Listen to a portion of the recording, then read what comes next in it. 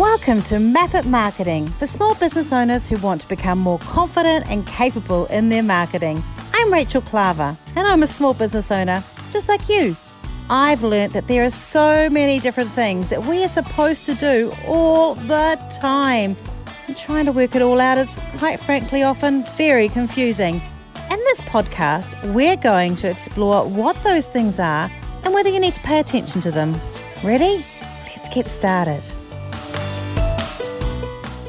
Hello and welcome to episode 31 of Map It Marketing. I'm your host, Rachel Klaver, and I'm the guest today too.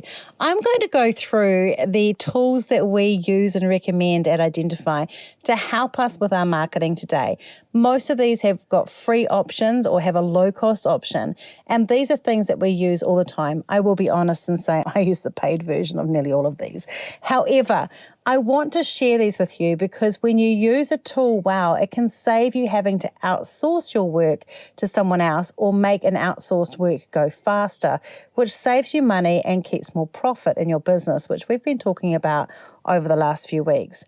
Now, before we jump into doing it, I do want to say that if you want to talk about the things that come up in the podcast today, do come along to our Map It Marketing Facebook group.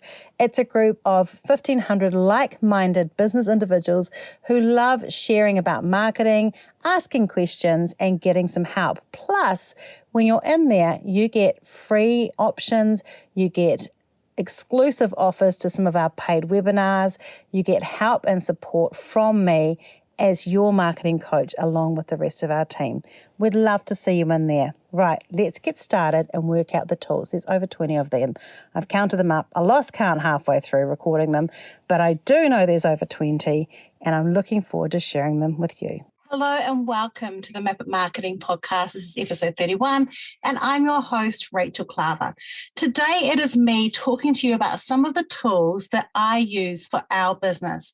Obviously, these are marketing tools and things I use to help with my marketing because that is the thing that we teach you how to do, but it's also my core job alongside working with clients on their marketing. The tools in this list are mainly free or have a free option, but a few of them are also paid. And I'm going to explain to you why that's really important. What's super important is that it's hard to write these things down. We're often listening to podcasts while we're walking the beach. That's how I do it. Or we're trying to get away from our kids and we've got the headphones on, or we're just listening in the car. So there will be a downloadable link in the show notes to a file that has a PDF file with hyperlinks in it. Some of those are affiliate links. A couple of them are things that we're partners in. We use them ourselves. I wouldn't recommend something and just be an affiliate to something that I don't. It's not a money-making thing. It's more, those are things that we use in our tools, so we have an affiliate link for them. And I want to let you know that because I don't like having secrets around that sort of thing. Most of them don't have that though. They're just a link to the tool. And these are things that we recommend to our clients. They're part of a list that we have called tools we recommend that we give to clients when we have a marketing strategy. So you're getting a little bit of an insight of some of the things that we share with our clients. And they're not all the ones that I do on that list in this podcast. I've just pulled out a few of the best ones. But there are a lot of things on there that we use. And some of them are paid, as I said before. I want to just clarify that my belief around paying for things is that if it's going to save me a lot of time, then it's worth paying for the tool. It's cheaper than my time using to do that thing manually. And I've often tested out a couple of tools and paid for a few tools already. And then I find the one that fits with me and I fit with that. Just because it fits with me, it won't fit necessarily for you, but I'll explain to you why I like it so you can see if that's the sort of thing that you'd like to do. We're going to break it through into a variety of different ones. I'm going to focus mainly on things around social media content creation, video, and content ideas, and a little bit around marketing automation. I'm not going to do a whole deep dive into website plugins and things like that because I think that's a whole other topic.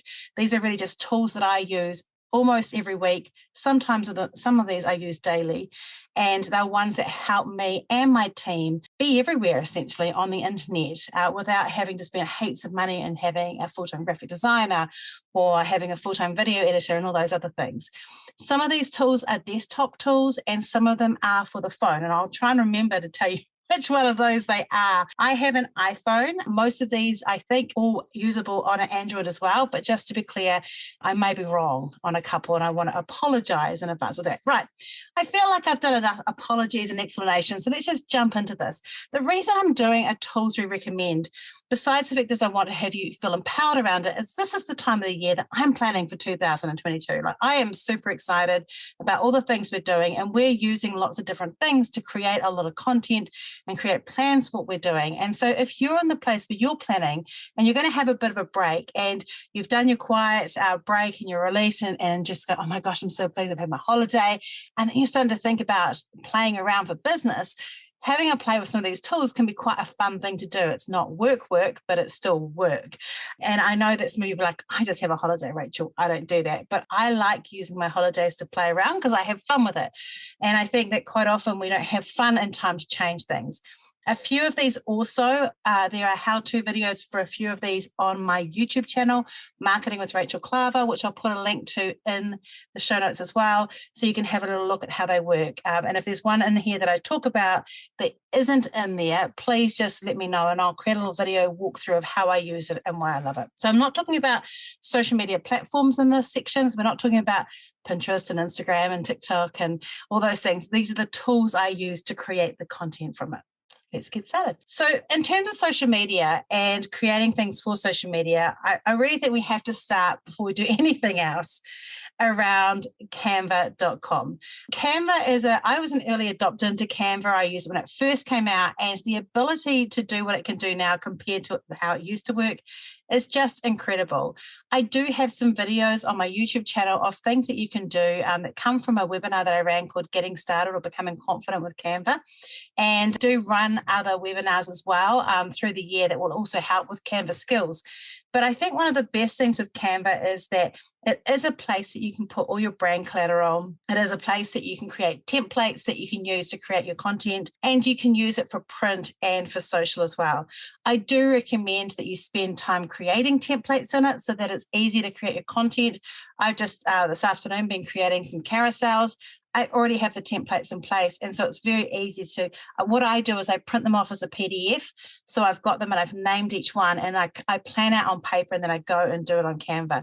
I think one of the things that people often struggle with Canva is they don't think about how to plan it before they go on, and they play, and they can end up wasting a lot of time, and then it becomes a time sucker. So what I do is I have my content plan, I plan it on paper or sketch it on paper, kind of what I want, and then I go into Canva and use my templates to create that. When I don't do that, that's when I lose half a day. One of the things that we normally add into our marketing strategies is for people to get the Marketing Pro account. And I think that's a really important thing. It's around $14.95 per person in your team. I think that's US. And we use it a lot. Like, we are on Canva every day for us, for clients, for everybody. I believe that that is a very valuable prospect for us to be able to use.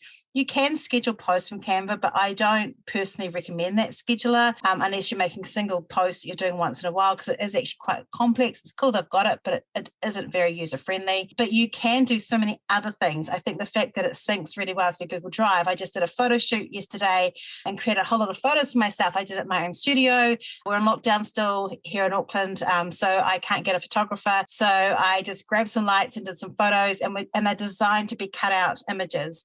I load them all up from my phone into Google Drive, and now that's synced with Canva, so I don't have to worry about the downloads and uploads. That sync is really, really great. It has a lot of options, there's a lot of templates, and there's a lot more things you can do with the Pro. So if you're really wanting to push a creative feel in your marketing, then I definitely would go and have a look at it. While I'm there, and this is a paid tool or a paid resource, there is a website called creativemarket.com, and you can go in there and search for your own fonts or your own images and things that you really love.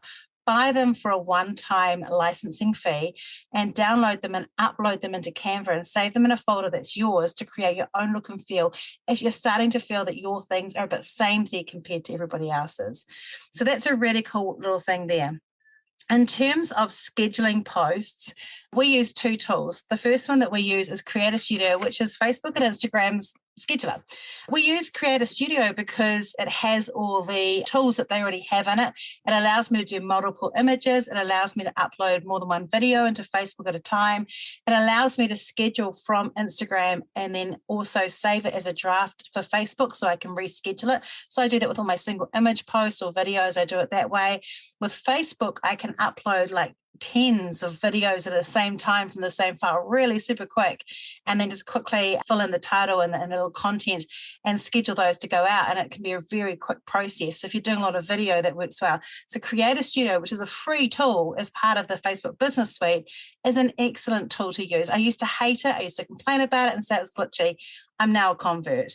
You can, of course, post directly from Instagram on the desktop too now. However, I find to me, that's only going to work if I'm doing something on the fly, and I do prefer to create my content most of the time ahead of time, so I'm not thinking about it and trying to break up my day. So I don't tend to use the desktop for that. I tend to just use Creator Studio. We also use a tool called Zoho Social. There are lots of different scheduling tools like Later and Hootsuite and all those ones there. And Zoho Social is right up there. We use it because we are Zoho partners. We use Zoho CRM. We use Zoho One. So we use a whole lot of different campaign things in there. We use it to get our readings of how things are going and working through it. But Zoho Social is excellent. It has a bit of social listening, which means you can kind of follow different mentions of your name and reply to them. It actually pulls together all your messages from Facebook, Instagram, and I think LinkedIn. And so you can actually comment back to people if they message you via there. I can post to YouTube and schedule to YouTube from there. The only thing I can't schedule is Pinterest. I can schedule to Twitter and to Google My Business. So I do use that a lot too. We tend to use that for our lesser involved platforms. So there might be a few things that are scheduled posts once a week that's on Instagram that's kind of like an evergreen thing. Those would be posted from there on a particular day because I can get someone else's to go and copy and paste the information and put it into there. Or I use it for Twitter and things like that, where we can have repeat tweets and things like that around there, and you can do that and set it up properly. It has great analytics. So I'm a bit of a fan of Zoho Social.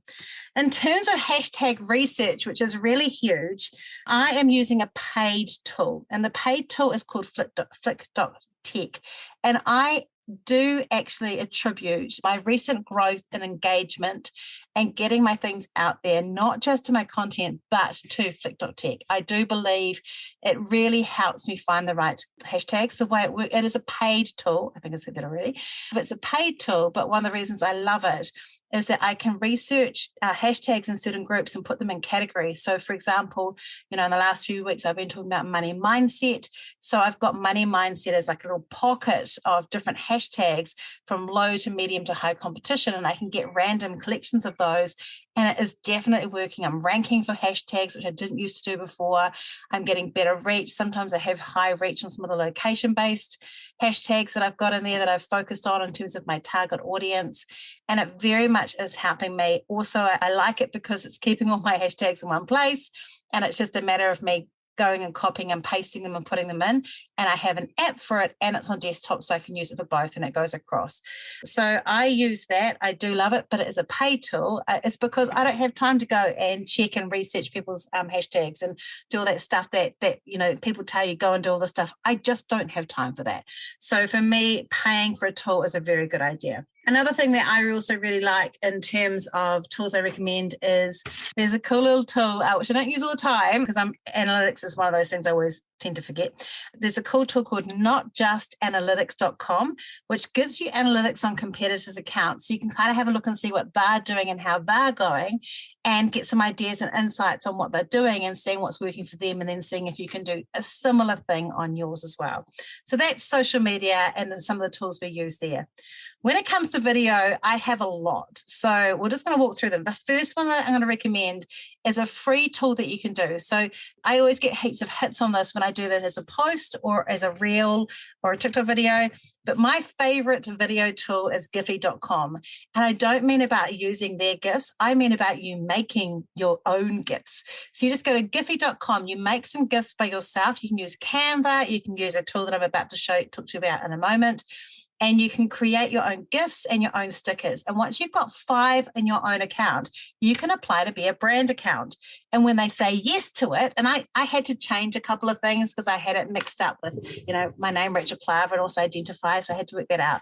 But when you have created that Giphy account, your GIFs will show up in GIF search. So I can search for my own stickers. If you guys search for Rachel Klaver with a space between Rachel and Klaver, or just Rachel Klaver, and you did that for Instagram stickers, you will find my stickers of me on your stickers. And I can use them. I can use them in my posts.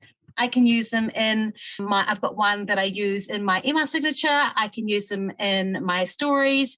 And it's such a cool thing to use. Plus, they actually work as an SEO backlink as well. It's a highly indexed site. So it actually helps my SEO on my website, which is also kind of cool. So that is one of my favorite little tools, and it's free. It's such a free thing to use. Now, I do use Canva. You can use Canva to create those GIFs and little animations and use it. And one of my most popular ones was created in Canva. I just had a picture of myself. I took the background off with the background remover because I have the pro account on Canva. I created an animation. I downloaded it without the background. I made it transparent, and then it turned it into a GIF. It was pretty cool. But we also use a tool called Unscreen. You can use the free tool, but we started using it so much we ended up getting a subscription. But that also takes the background off videos, so you can also use them and turn them into a sticker as well. So it's just called unscreen.com. Very easy. So those are 2 little things that I think are really super cool. I use Zoom for my meetings and to do my podcasts. And then we use a little clippy thing called an MP3 online or an MP4 online video cutter. It's a free tool. I'll put a link to it. And we just basically go through and we clip the different bits that we use. We're currently using a tool called Subly to subtitle our videos. So I give it to someone else, but they go and subtitle those videos using subly.com. However, I'm about to use another tool, which I'll just briefly talk to you about now, called Descript. And Descript is kind of cool because what it does is it also will remove the filler words, give you the transcription, remove the filler words from the video and from the text that you've got, like the subtitle text, and they're not in there. And I really like that. I know that I can do that with other things, but it's just a very user-friendly thing.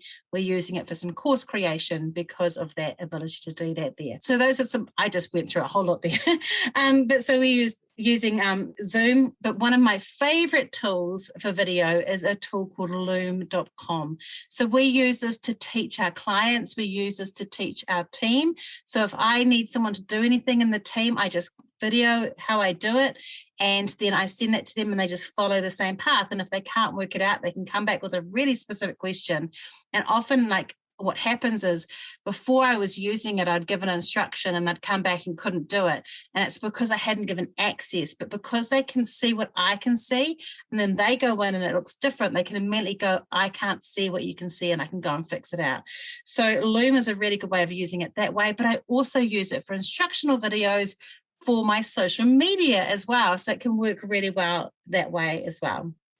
In terms of other video content around that, I've talked about it in a previous podcast, but bonjuro.com is a great video tool that you can use with email to build community.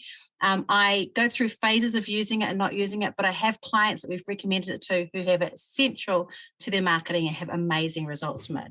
Just a couple of other tools that I use in terms of video. I use InShot on my phone. I have the paid version on my phone, and I find that it's really effective and really useful, but you can also use the free one. And Harrison, who's been on this podcast before, raves about the free option and says that it's fantastic. I just wanted a couple other little bits and pieces. I like getting the paid, but InShot free is fantastic. While we're talking about phone apps, I also use an app called Mixed Captions that will caption my videos and allow me to change them in different sizes, from square to story size or real size, or to YouTube video size, and then have them all as different captions. So I'll often caption it and then quickly change it. That's what I've also been changing from the Get Subly, because I can do that really easily on my phone. And then the other one that's super cool is a teleprompter app. And what that does is I can download that. I can copy and paste. At the moment I'm using it, I've started doing some videos around my book that's coming out next year. So I have started taking little excerpts from my book and putting those as a copy and paste into the teleprompter, and it just comes up and it reads the words of the artist, read them on the screen, but they don't show when the video is finished. What it shows is me just talking to the camera. And it's such an easy way if you want to have content and you're not free flow, or you want to make sure that it's word perfect. If you are a reader that's animated, don't do it if you're not animated, but if you're a reader that's animated, it's a really effective way to create content for yourself in doing that. So that's social media and video. And then when it comes to creating content ideas, here's some really cool little tools. So one of the ones that I love first is one I'm using right now. It's called Otter AI, and I am transcribing my podcast while it's being filmed. And then I go through and I can pull quotes out of it that were transcribed without having to listen to it all over and over again. It's already in there. I can also use it to work out where I'm going to make clips in my videos as well. But you can use it for any meeting. You can use it if you just want to write down a blog idea or things like that. You can do it for that. I talked about it in my repurposing content podcast about a month or so back, and it's one that I use all the time. However, there are two really, really cool websites that I love that are completely free. They are a paid token, so you can only use them a couple times every 24 hours to make them for free. But one of them is called Answer the Public, which I have seen other people talk about. You basically just put a 2-word phrase or so of a keyword into Answer the Public, and then it'll show you all the different questions that people are asking. But there's another one that's similar called it's a Socrates.com. And I think that's my favorite. I feel like it just shows things in a better way. And it will give you a whole lot of different questions that people are asking on Google about your topic. And then you can use those as topics for video, topics for posts, for blog ideas and things like that. Now, there is another tool that is like this, that is a paid tool that I really recommend. You can get the free version and you can use it for free, but I'm going to recommend the paid. It's for SEO specifically, but it also gives you these contact ideas. So it's done by a guy called Neil Patel. And I always say I have a professional crush on Neil Patel. And it's called Ubersuggest. And why I like it is I don't enjoy techie SEO conversations. But with Ubersuggest, you can put in your domain name and it will do like a really amazing SEO report on yours. It will show you some competitor analysis. It will show you where you're ranking, what people are doing to find you, all those different things. But you can also do a similar thing to Answer Socrates or Answer the Public. And you can put in a keyword and then you can find out what the questions are. And it'll also give you search rate volumes on some of these as well. So you can choose the ones that are the most popular, the ones that are most likely to get you the hits by using it. And that's on the paid. I think that one, like get the full report, is just on the paid, but I use it as a tool. You can get some of that for free as well. So try the free and see what it works. One of the things I love about Neil is he's made it recently paid to give because it's got so much value in it, but you can pay either monthly or you can pay just a one-off lifetime sum and then that's it and you'll never pay anything again. And so I quite like that. That's similar to the teleprompter app. Some of those apps you just pay once and you don't have to pay again. So it's really, to me, I feel like sometimes it's worth it. If you can go, this is going to save me this many hours and it's a one-off payment, then it's a worthwhile thing to do. So that's SEO. In terms of like email marketing, this is mainly been on social. I just want to talk about a few things around this. When it comes to email marketing, we recommend 3 platforms, and one of those is one that we're a partner of. So I'll start off with that first. We use ActiveCampaign. We're ActiveCampaign consultants, certified consultants. I don't go anywhere near the ActiveCampaign stuff except to advise people on strategy around it. We don't want anything that requires a sequential order or making sure things are ticked off. But Tracy in our team is an ActiveCampaign expert around e-commerce, and my husband Rod does a lot of work around ActiveCampaign as well. He's had years and years of experience in information systems and IT. So the mix of our marketing and that systems thing works really well. So we use ActiveCampaign. We use it as an agency. I'm in there every day using the simple automations they allow me to touch, to use them to help interact and integrate with people. It has an ability for us to be able to see what's going on and really nurture and care about our community.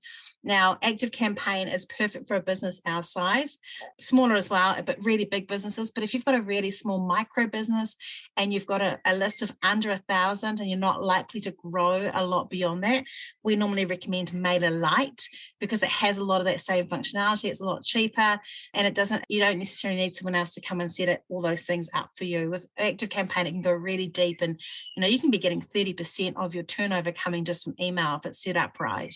With MailerLite, that may not happen, but you can make quite a simple well-performed thing around that.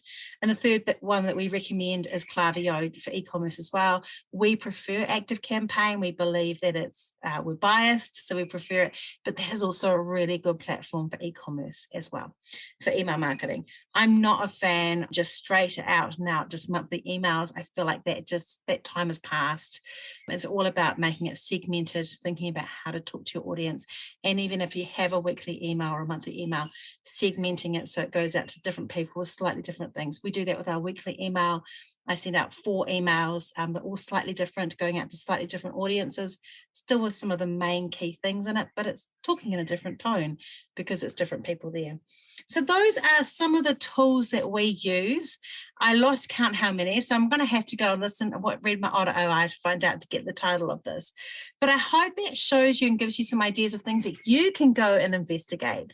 And I would love it too. If you've got a tool that you really love, that you think is great, without pitching it to me, please don't be listening to this and go, I sell this tool, because I get those all the time. But if you've got a tool, come and be part of our Map It Marketing community. I'm going to put a link up there on the week of this podcast and just share some of the things that are in there and some links so people can see what's going on. And you can add some of your favorites in there as well, because it's so good to see what those things are. But I hope these have helped you. Most of those are free or have a free option or a low-cost option to help you with your marketing. Remember, a tool is beneficial if it's saving you time and making you money. And these tools are ones that we use that do just that. See you next week. I want you to remember, if you got really overwhelmed with how many tools I talked about in this podcast, that I do have a list that you can download with hyperlinks to all of these in here. The only one that doesn't have a hyperlink for are things like Creator Studio, because you need to have your own link to it, but everything else is hyperlinked all up.